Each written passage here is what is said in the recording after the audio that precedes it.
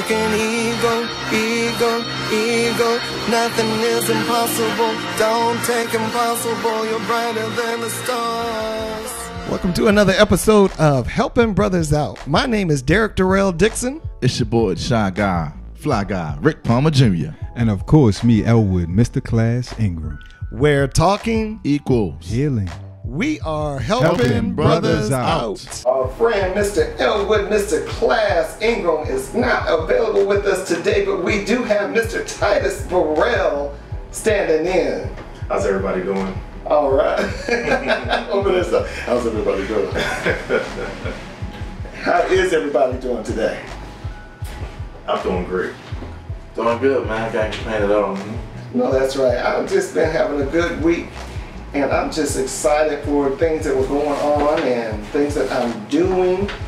I do have one thing that, Mr. Elwood is not with us today, so he did have I believe one of his family members had a car accident, and it is raining out today, and people do not know how to drive in the rain, so we don't know the severity of the accident, but there was a car accident, so we do want to keep him lifted up in prayer, or those that were involved in the car accident. So just make sure that we keep Mr. Elwood. He's not in the studio with us today, but he is in our prayers. Absolutely, especially with him. This is his first show that he missed, so I'm sure that he is remiss from being here, but we are definitely sending prayers up for him. So we're just excited. We have so many things going on. Actually, my oldest son, Cortez, he is on the autism spectrum, and he has a seizure disorder, so he has epilepsy. And we're going in next week. He has what's called a VNS, and it's a vagal nerve stimulator. It's like a pacemaker in his chest, and then there's a wire that goes up into his vagal nerve. Oh, wow. And what it does is that every 3 minutes it goes off, and anytime that he has a seizure, it tries to stop the seizure from happening. Or if he does have a seizure, it shortens it. So next week, we're going in, he has to have a surgery because he's had it for 5 years, and he has to have a battery replaced.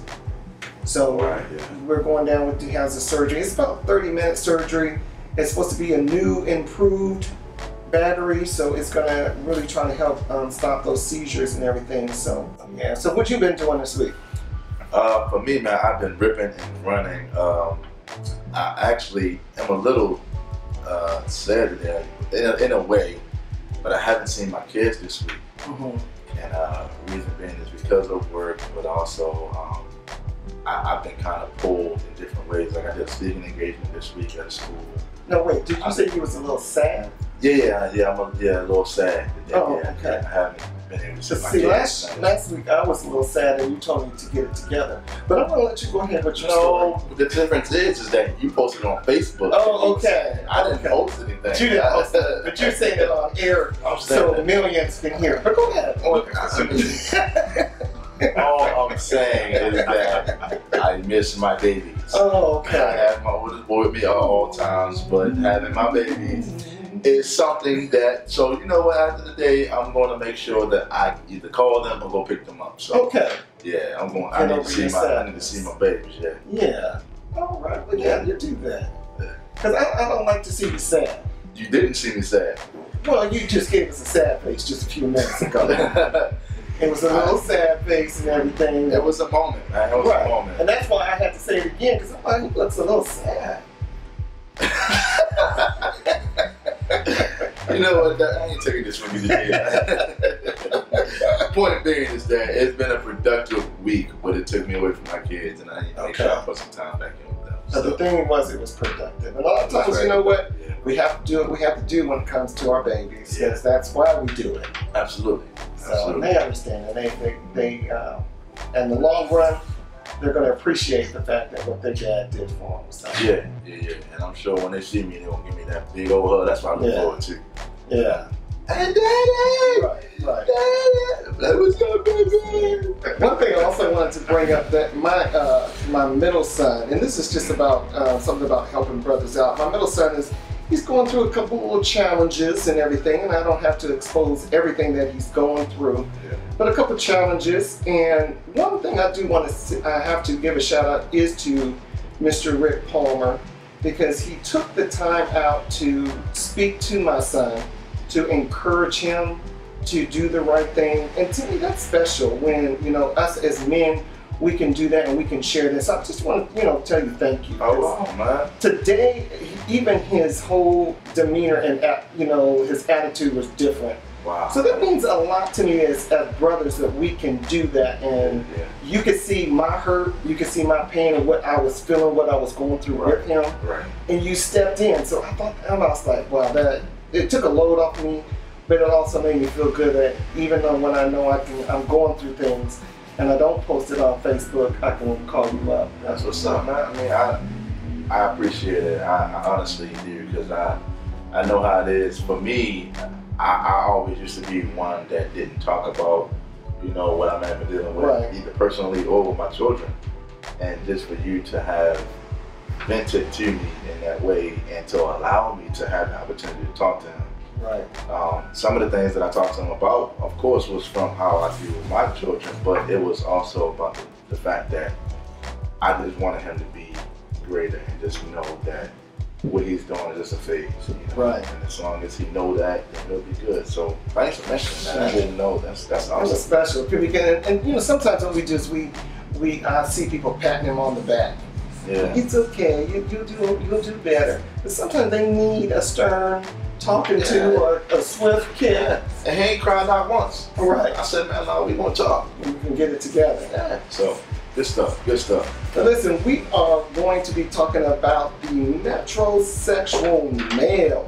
Ooh, man, boy, you about to touch on some nerves here. Because that is the topic. They said that the word metrosexual is actually it's a mainstream word, but many men have evolved into a new type of man that's called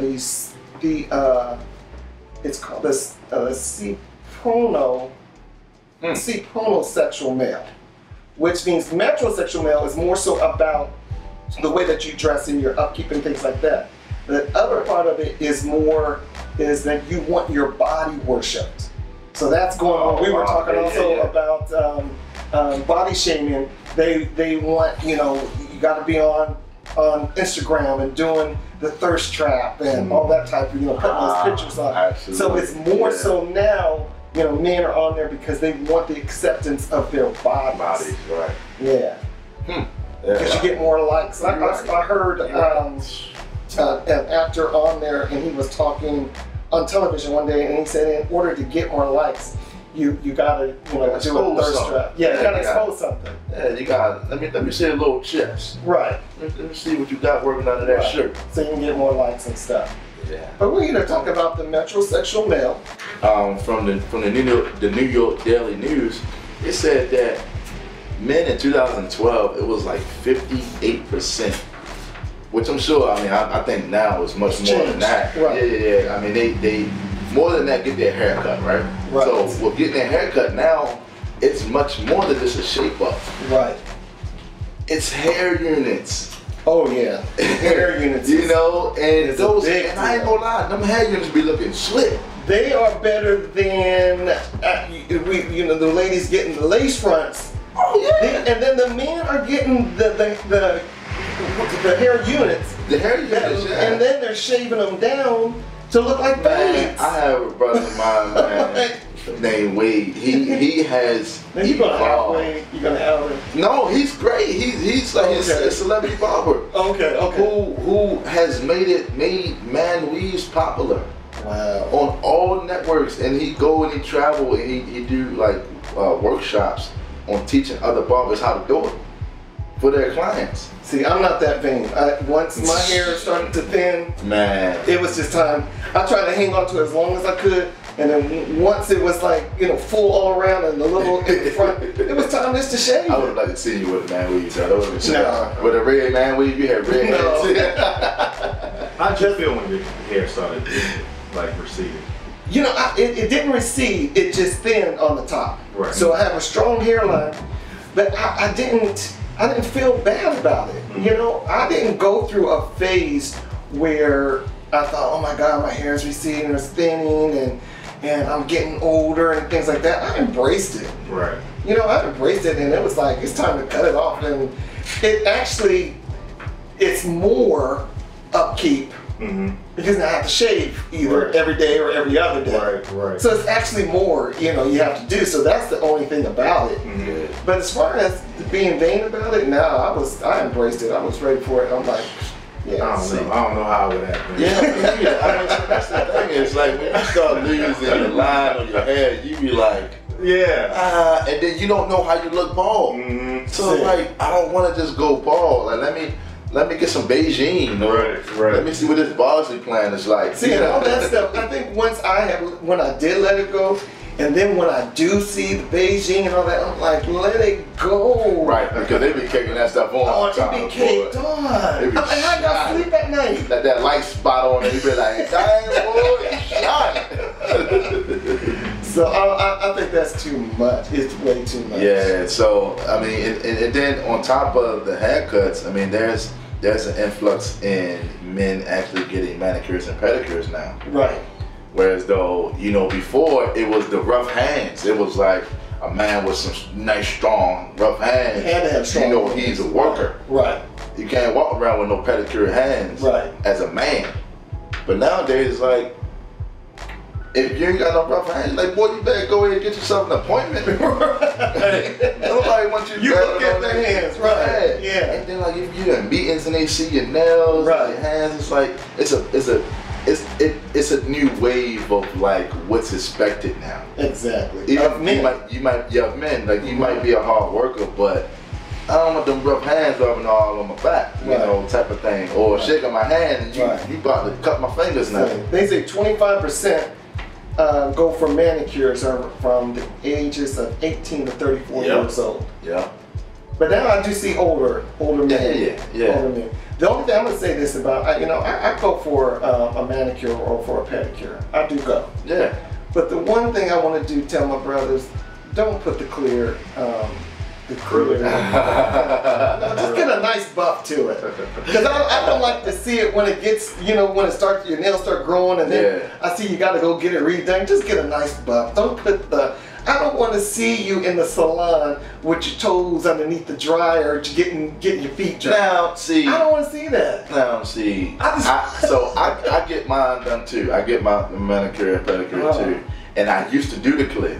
Right. I used to, go ahead, put the clear on me, and the ladies be in there, and I'm like, yeah, I'm getting my clear on. I'm like, nah, I don't want no colors today. So I make fun of it. I'm like, nah, I don't want no colors today. Let me just get the clear. But in all reality, man, like some people just like to clear on both the top and the bottom, and I'm like, my feet, no, I've never gotten clear on my feet, but I like to get the massages and like to get them cleaned up because it just looks better. Like for me, I'm like, man, and I be wanting to walk around barefooted. Right. Man, look at my feet, boy. They look good. Man, girl, rub my feet real quick.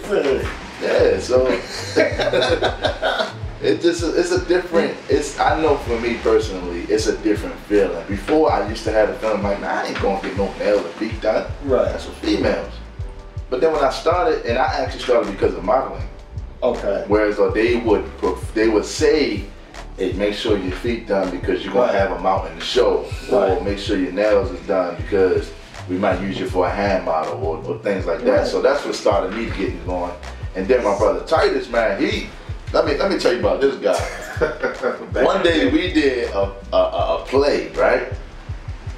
I came in, I don't know what I think I just had my wardrobe. But he came in there with a whole man bag of like, he had like nail clipper in there, he had the lotion, he had like some little powder stuff. I said, man, what you doing? He said, man, I'm getting ready for the show. Man. That's right. Get ready. You don't got none of this? Man, you better research, man, and learn how to do this stuff yourself. And I was like, hold on, man. That's my brother told me. Yeah. You know what? I'm about to get me a man bag too. That's right. You gotta carry a man bag. You gotta have but that he stuff. set the tone, and I was like, dang. And then I started seeing more and more people that had makeup artists on set and pull up powder so you gonna be shiny. And I was like, oh, this is what he was talking about.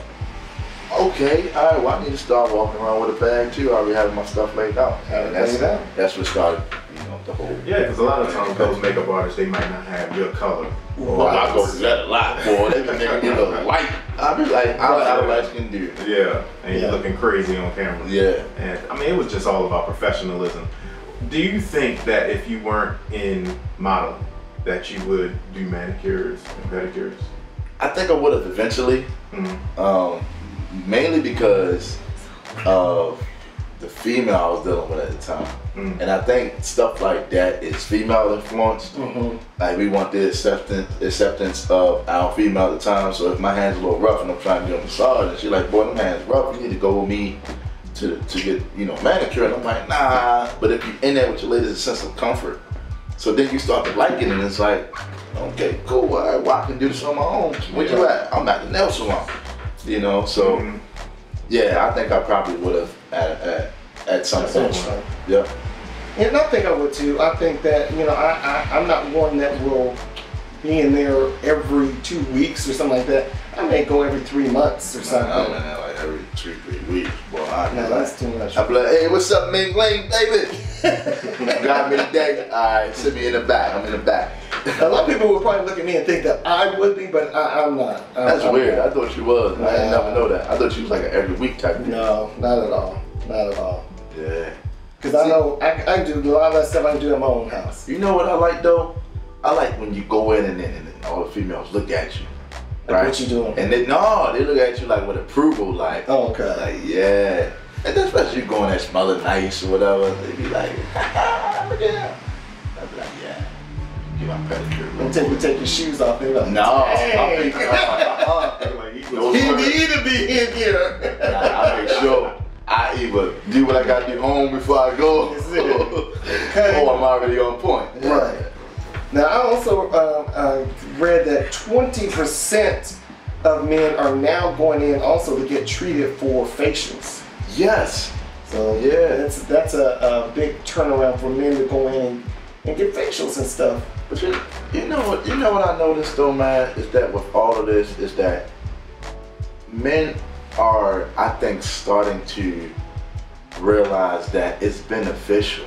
Like To take care of yourself. because it's more than just clothing. Right. It's more than just jewelry. Right. You know, it's about the all-around appearance. And if you know, sometimes I think with getting a facial, like for me, I wouldn't just go get a facial if I hadn't experienced it before. Like it would have to be somebody, maybe I went to a workshop and they like, hey, try this out, and then they try and I'm like, okay, well I got sensitive skin first. Can you do something without, you know, that won't give me any bumps or anything? But when I try it and I see how I feel, then I'm like, okay, I like this. Right. Now I can go more from that experience.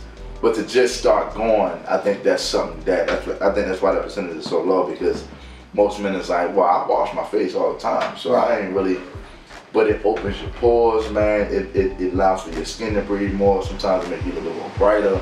You don't look as dark. And then sometimes it helps with like the bags under your eyes, because you're relieving tension from your face. And our bodies itself have tension everywhere. It's stress. Yeah. Go through so much stress. And a lot of people don't even know how to wash their face right. Yeah. I mean, You know, and they you know, especially men. We don't believe in moisturizing and things like that, but it's important. Yeah. You I used to do. have a regimen. I used to I do too. Yeah, I used to do Noxzema. Oh my and right after- Noxzema is man. that's man, That's I've my been trigger. Noxzema since I've been like 12 years old. Yeah, my grandmother put me on around 12. Yeah. They used to buy Noxzema for me. I would do them Noxzema, and once my pores was open, I'd put cocoa butter, let the cocoa butter get in there. And overnight, it looked like your face was clear in the morning. Right. So I used to have that regimen. Right. It worked well for me. yeah, not saying You it's know. something, boy. Especially when you light skin, man. You can't have no dark Okay. spots, no And dark no circles. spots and nothing like that. You know? Anything that come up on your face is going to show. Yeah. I don't Nothing makes have my day that more bright than waking up light. See? But now they even got the, looking at Mr. Titus over there, they even got the beard conditioners and all that stuff. And it really, I mean, they really go forth with the beards now. Yeah, the beard, man. It's like That's the Samson. thing, I yeah. don't want to get rid of this. Like Mine grows on my neck. I can't, this won't connect. Yeah. On my Yeah, face. mine won't. I can't connect it on my face either, man. Yeah. I gotta keep. I tried. I did it in one fashion show, And the barber just was like, you know what, man, I'm gonna put some Beijing on there. I can't stand that for you. And I was like, well, it look kind of cool. And I got compliments on it, but I was like, it's not all the way there. Like, I can't pretend like that. I don't feel right. I mean, even just my little bit, cutting this, man, for when I was playing Secret Service on the show, it was like, hey, man, I don't like you bald, man. You got that little fade, a little baby. I don't like it. I just got a little bit. I just got my chin hair and my mustache. Yeah. But just cutting that off is a difference. Yeah. Where did the Beijing craze come in? Because I always thought it was a Philly thing, anyways. Right. But where did it come in, and what is it about? I don't understand Beijing. It's about it essentializing your shape up. So it gives you like it was initially made, I believe, to cover up like grays or like any particular colors you have in your head, but it's lightly grays on, not like a whole kicked on. Okay. And then sometimes it was used to like cover up bald spots and things of that nature, and also to give you a sharper shape up. But you can tell that you have it on. Yeah, that's because some people use a lot of it. Like it's just like, yeah, man, I feel my whole head up. I can look at them like, I can tell you drew that on. Yeah. It's different to me. Yeah. Because I'm looking at you, and to me, it makes me stare at you. I'm not looking at you thinking, oh wow, that looks nice. I'm staring at you, trying to figure out why are you doing that. Right. Yeah. But the metrosexual male, that's what we're talking about today. Yeah. And a lot of this is not to say that you cannot take care of yourself. I think it's wonderful that the fact that men are taking care of themselves, because if you take care of yourself, when you do that, you feel good about yourself. Absolutely. A lot of times when I do see a lot of people that do have like health issues and things like that, by having a nice appearance, you feel better. Yeah, and it's many benefits to that. Like things like it helps you, with a better handshake with guys, a good strong handshake. Right. But like I said, you don't want nothing cutting your hands. It also helps with improves joint mobility. Like if you're getting massages regularly with your hands, your feet, especially since we put so much trauma on our feet, man. Like we walking, running. Right. We're mobile with our feet, especially those that have it. We're putting a lot of trauma on our feet, even our hands, using the right. That's right. So we gotta take care of our stuff, and it helps with, it's also a benefit with, it breaks terrible habits like biting at the nails. So if you get a nice little manicure, you're not gonna wanna bite your nails, because at the salons, they clip your nails for you. You don't have to worry about none of that. And it's stuff like anxiety, fear, and even boredom. So that causes for you to bite your nails. So I think this is good, Derek. This is definitely. We'll have to talk more about it. We'll have to bring someone. It's so much more stuff. Yeah. There's so much more. There is. Because men has increased the market. Right. You're right. A lot. They have brought so much to the market. Even cosmetic surgery. We buy more products now than we've ever bought products. Yeah. Guys are getting cosmetic surgery and everything. That's right. So I don't want to see guys doing a lipo though. Go to the gym. Man. But anyway, it happens. I do want to thank everyone for listening in. We have had a great discussion about the metrosexual male. Yeah. And do you have a word for us today? I actually do have a word for us today, Derek. And the word of the day is the word of the day that I have is to always be consistent in being you. Don't ever allow for anybody to deter what you're trying to do, who you're trying to become, because you can only make yourself happy. Nobody else can be or make you happy. So definitely be yourself, stay true to yourself. If you have to make changes to make yourself happier, then by all means, nobody's judging you. If they are, then there's something wrong with them. So be yourself. Be yourself. Amen to that. And we just want to say to our brother, Mr. Elwood, Mr. Class Ingram, we missed you tonight. Definitely. And we hope everything is okay. We are sending out prayers to you. Thank you for Mr. Titus for sitting in and enjoying the conversation today. We appreciate you, man. We appreciate you. But ladies and gentlemen, once again, thank you for tuning in to Helping Brothers Out. I am Derek Darrell Dixon. It's your boy, Shy Guy, Fly Guy, Rick Palmer Jr. This type shit, Darrell, you're a daggone engineer over here. We're talking equals. Amen. We are Helping Brothers Out.